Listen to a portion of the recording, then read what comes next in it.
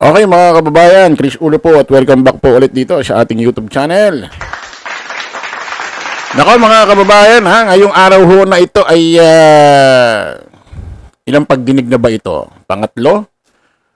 Dito ho sa isyung flood control budget na kung saan ay naniniwala ang iba ay meron hong nangyaring katiwalian, especially may mga flood control project tayo sa iba't ibang lungsod ho ng Pilipinas na kung saan ay substandard ho ang gawa.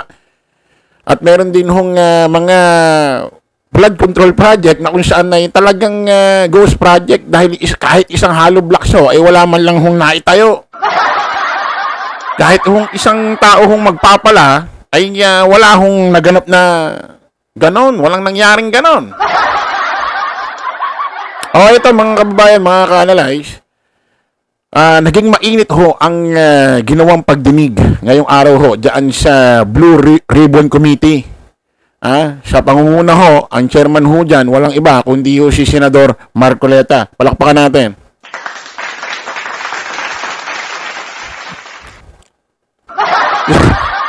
Si Senador Marcoleta na kung saan ay araw-araw na lang ho yata ay may kaaway. Parang ang daming nakakaaway nito ni Senador Marcoleta. Bakit parang ang daming merong hindi gusto sa pagmumukha nito? Ay, pagmumukha nito. Hindi, sorry. Ibig sabihin, parang ang daming may ayaw ho sa style, character ho ni Marcoleta. Pinapansin, kinikriticize siya ni Kiko Pangilinan. Ni Mr. Ben Tulfo ng Bitag. Ni sino pa? Senador Pampilo Lacson, Tito Sen. At ngayon naman ho mga kababayan, kanina ay naging mainit ho ang paghaharap ho, sagutan ho ni Senador Marcoleta at saka nito ni Senador Rapi Tulfo mga kababayan. Na kung saan ay lumalabas ay parang bias. Ito si Senador Marcoleta dito sa pagdinig ho rito sa Blue Ribbon Committee about ho rito sa flood control budget. O ay nasermonan lang naman ho siya ni Senador Rapi Tulfo. Nako. Matindi ito. Pakinggan niyo mga kababayan. Hindi na ho nakapagtimpe. Si Senador Rapi Tulfo talagang dinirekta na si Senador Marcoleta. Si Senador Marcoleta parang namumutla yata sa takot Rapi Tulfo in action yan. May paglalagyan ka dyan. Pakinggan niya mga kababayan. Akala ko ba meron time limit dito kasi marami pang mga nakapila. 1, 2, 3, 4, 5. And then by 2 o'clock, ano na tayo, adjourn. So, paano pa natin is finished already. Okay. Mr. Chair, excuse me. Mr. Chair, because the last time I was here, I was only allowed 2 questions by you. And yet, mga kasamahan ko rito, bilang respeto sa mga kasamahan ko, they were allowed na 1 to sawa. Dapat maging fair ka, Mr. Chair. Pag sinabi mong 2 questions, 2 minutes talaga, you have to stick with it. You're not being fair, Mr. Chair. I am fair kasi nandito ka sa... No, kasi nung last time, sabi mo sa akin, 2 questions lamang. Sabi mo 1 question. Sabi ko, tinitipid mo ako, sabi mo 2 questions. And now, pinapayagan mo kahit na ilang questions. Be fair, Mr. Chair. Teka muna, bago tayo magkaroon ng impression na walang fair dito. Noon, sinabi ko na in the earliest statement na Como nag-uumpisa tayo noon at kinakailangan nating mabakate ang plenary at exactly 2:15, kaya tayo nagmadali. Kaya naman sabi ko sa inyo, pasensya na muna. Ngayon, sa dami ng gustong magtanong, kaya binigyan natin ng tigpa 5 minutes ngayon. Bakit para? Like and subscribe YouTube family. Mga kababayan, narinig ho natin dito. Kung pakikinggan ho natin si Senador Rapi Tulfo, bias, no? Parang bias ang dating Ito ni Senador Marcoleta kasi nung nakaraan daw, pinagbigyan lang si Senador Rapi Tulfo ng tig-2 question. In-stop na. Ngayon daw, bakit tig-5 minutes? Ang gulong kausap, ang gulong magpaliwanag ni ni Marcoleta. Kaya nga raw pinagbigyan ngayon Siya dami raw na gustong magtanong ngayon, kaya pinagbigyan ng tigpa 5 minutes. Bakit ang gulo? Ang gulo eh. Bakit kung kailan maraming magtatanong, tsaka pinagbigyan ng tigpa 5 minutes? Tapos nung nakaraang last na hearing, doon lang pinagtanong si Senador Rapi Tulfo ng tig 2 question. Ngayon naman kung kailan marami daw magtanong, kung kailan maraming magtatanong, tsaka binigyan niya ng tigpa 5 minutes. Bakit mas lalong tumagal kung kailan maraming magtatanong? Dapat kapag maraming magtatanong, dapat limit ang oras. Doon mas kaunti. Bakit kung kailan mas maraming magtatanong, doon humaba yung oras? Ang gulo mo. Bakit parang ang gulo-gulo humawak nito ni Senador Marcoleta ng kanyang committee? Kung kailan kasi tumanda, doon pa nag-senador. Kung kailan kasi tumanda to si Marcoleta, doon pa gusto mag-experience ng pagka-senador, nangangapakatuloy ng mga rules dyan, policy. Tingnan mo yung kay Senador Pampilo Lacson. Wala palang ganung policy, rules ang Senado pagdating sa Blue Ribbon Committee. May mga sinasabi ka. Sabi ni Pampilo Lacson, kahit anong, Your Honor, kahit pagbalik-balik ta rin ko ito, wala akong makitang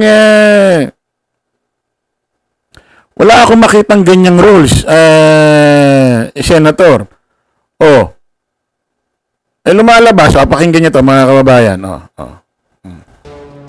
Mr. President, wala po sa rules natin yung motion to dismiss. It is true that the motion to dismiss is not part of our rules. But it is part of our rules po yung pagiging suppletory application po ng rules of court. Wala rin po ako makitang suppletory application sa rules of the Senate. We're here in plenary. Maski po basahin natin na 100 beses ang ating rules of the Senate, wala pong suppletory application sa ating rules. Mr. President, I've been diligently reading and reviewing the rules of the Senate since I've been out of this august chamber for 3 years. Nowhere in our rules can I find a provision on a motion to dismiss as submitted by the Honorable Gentleman from Tarlac. Neither is there a suppletory application of the rules of court to offer a space for such motion to dismiss, except perhaps in the committees performing their legislative inquiries in aid of legislation. Obviously, we are now assembled in plenary, not as an impeachment court, but as a legislative body, and I cannot relate to a motion in this plenary to an issue that involves a collective decision that falls solely and exclusively under the jurisdiction and authority of an impeachment court. How do we deal with the pending motion? I refer to the motion to dismiss. Shall we even take it up or deal with it? Kasi wala po sa rules natin. Paano wala tayo pong guidelines? Kasi wala po sa rules natin yung motion to dismiss. It is true that the motion to dismiss is not part of our rules. But it is part of our rules po yung pagiging suppletory application po ng rules. Kumirit pa. Na talagang i-dismiss na po natin, Mr. President. Again, I refer to our rules, Mr. President. Wala rin po ako makitang suppletory application sa rules of the Senate. Pagdating sa plenaryo, pwede pong gamitin ito sa mga committee hearings, inquiry in aid of legislation. But we are not there. We're here in plenary. Maski po basahin natin na 100 beses ang ating rules of the Senate, wala pong suppletory application sa ating rules. Wala po sa rules natin yung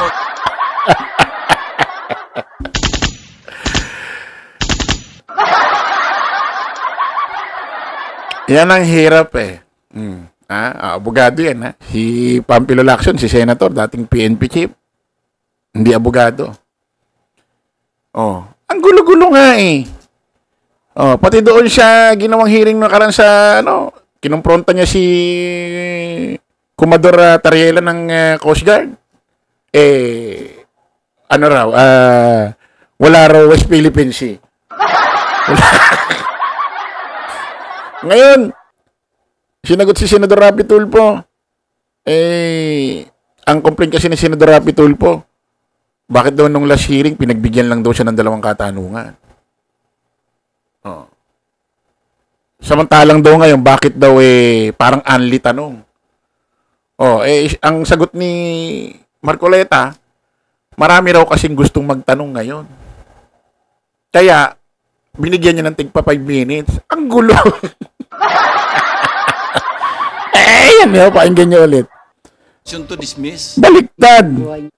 Bakit kung kailan na maraming magtatanong, doon pa humaba ang oras? Mali. Dapat, kapag maraming magtatanong, dapat doon iigsi. Mali ba ako? Ayan, pakinggan nyo. Oh.